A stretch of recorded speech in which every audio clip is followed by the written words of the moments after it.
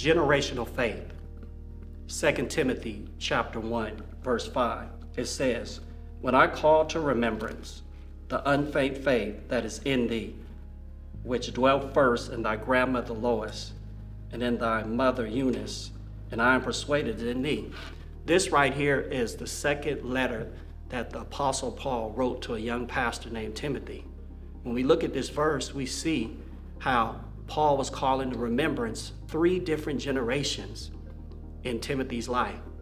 He mentions his grandmother Lois. He also mentions his mother Eunice. I'm encouraging all of us today is before we think about passing on to our family a house, a car, a ring, or jewelry, or money, how about passing generational faith? We see that his grandmother was the first one. Lois, the name actually means agreeable or better. His mother's name means Eunice, which also means good victory.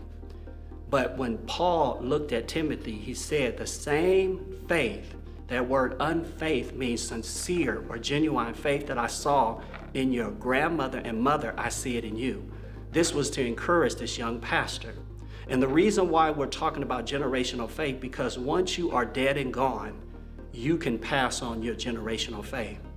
When this young pastor, Timothy, was discouraged about his life, he could look at his grandmother's faith. He could look at his mother's faith to encourage him. When you have generational faith, that means your faith is sincere, it's genuine. It's not like when I grew up as a kid. I remember seeing individuals who would buy fake chains, and they would buy the chain, and before they took it off, their neck was green.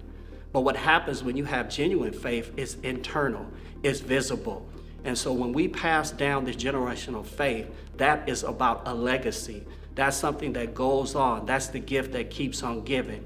So remember, generational faith. Before you think about generational wealth, think about generational faith.